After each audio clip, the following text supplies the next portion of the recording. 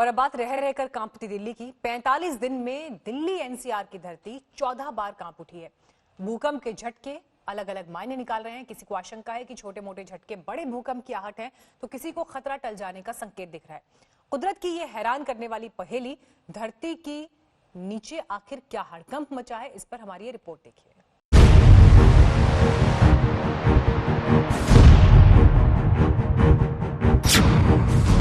दिल्ली में कुदरत का कोहराम।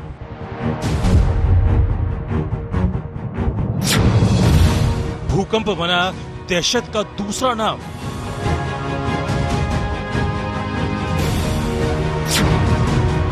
महीने भर में 9 बार कांपा दिल्ली एनसीआर।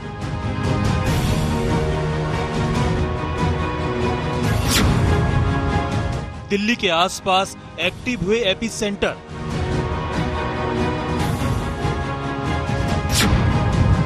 दिल्ली एनसीआर वालों की उड़ी नींद।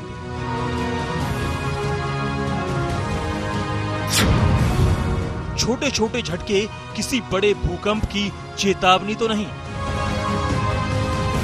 कोरोना की दहशत के बीच दिल्ली एनसीआर में भूकंप का खौफ बढ़ता जा रहा है। दिल्ली की धरती आखिर बार बार क्यों कांप रही है? रह रहकर आ रहे झटके क्या संकेत दे रहे हैं? सोमवार को दिल्ली एक बार फिर कांप उठी। इस बार भूकंप के इस झटके की तीव्रता रिक्टर पैमाने पर 2.1 मापी गई। चिंता की बात एक बार फिर इस बात को लेकर थी कि भूकंप का केंद्र दिल्ली गुरुग्राम बॉर्डर पर ही था। दोपहर 1:38 पर आए भूकंप के झटकों से दिल्ली कुछ देर तक कांपती रही। बार बार आ रहे भूकंप के इन झटकों से दिल्ली एनसीआर में भय का माहौल बनता जा रहा है। दिल्ली एनसीआर रीजन जो है ये जोन 4 में आता है, सेस्मिक जोन 4, जो कि जो हाईएस्ट अर्थक्वेक प्रोन एरिया है वो जोन 5 है। ये जो जोन 4 है next to highest prone earthquake prone area से है।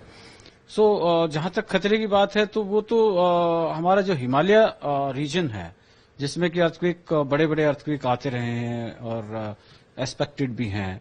सो वहां से हम 200, 250, 300 किलोमीटर दूर हैं। सो अगर हिमालय में भी बड़ा अर्थक्वेक आता है तो भी हमारे दिल्ली में कुछ न कुछ असर तो होना ही है। बीते एक महीने के आंकड़ों पर गौर करें तो भूकंप के झटकों की न केवल रफ्तार बढ़ी है, बल्कि उन सभी का एपिसेंटर दिल्ली और उसके आसपास मिला।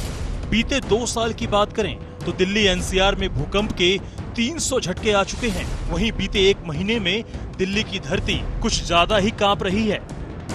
तारीख 3 मई, दिल्ली में रिक्टर पैमाने पर 3 की तीव्रता का भूकंप आया।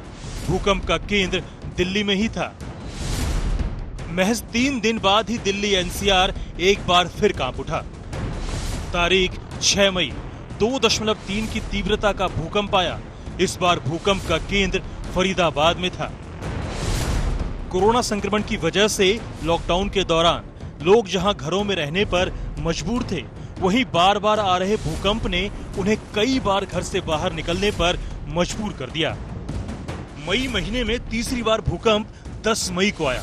इस बार तीव्रता 3.4 थी और भूकंप का केंद्र दिल्ली में ही था। मई महीने में आया ये अब तक का सबसे ताकतवर भूकंप था, जिसका झटका महसूस किया गया। वहीं धरती में मची हलचल लगातार बढ़ती जा रही थी। तारीख 15 मई, एक बार फिर दिल्ली हिल गई। भूकंप की तीव्रता 2.2 थी और केंद्र दिल्ली में ही था। मई का आधा महीना गुजरा भी नहीं था कि दिल्ली 4 बार हिल चुकी थी। कुछ दिनों तक सब कुछ शांत रहा, लेकिन ये शांति ज्यादा दिन तक नहीं रही। तारीख 28 मई, भूकंप ने दिल्ली एनसीआर को फिर से दहला दिया। इस बार एपिसेंटर फरीदाबाद में था और भूकंप की तीव्रता 2.5 दर्ज की गई। अब तक दिल्ली हिमालय या हिंदू कुश पर्वत पर होने वाली हलचल से हिला करती थी। अब उसके आसपास ही कई एपिसेंटर एक्टिव हो चुके हैं। नतीजा ये कि 28 मई के बाद अगले ही दिन दिल्ली फिर से कांप उठी। तारीख 29 मई, 4.5 की तीव्रता वाले भूकंप ने दिल्ली एनसीआर को झकझोर दिया। इस बार भूकंप का केंद्र रोहतक में था, जो दिल्ली से करीब 65 किलोमीटर दूर है। दिल्ली में आ रहे भूकंप के केंद्र या तो दिल्ली में मिल रहे हैं या फिर हरियाणा में। महज 48 घंटे बाद ही रोहतक के भीतर धरती फिर से कांप उठी। तारीख 1 जून रोहतक में भूकंप आया, जिसकी तीव्रता रिक्टर पैमाने पर 3 दर्ज की गई। इस झटके ने दिल्ली को फिर से झकझोर दिया, लेकिन अगला झटका भी जल्दी ही लगने वाला था। तारीख 3 जून 3.2 की तीव्रता वाले भूकंप ने दिल्ली को हिला दिया। इस बार भूकंप का केंद्र हरियाणा के फरीदाबाद में था। भूकंप से लोगों के मन में आशंका बढ़ती जा रही थी। ये डर कम होता इससे पहले ही दिल्ली को जून महीने का तीसरा झटका लग गया। 8 जून को दोपहर दिल्ली में भूकंप के झटके महसूस किए गए।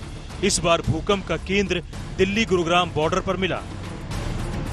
अब दिल्ली एनसीआर को भूकंप के खौफ ने अपनी चपेट में ले लिया है।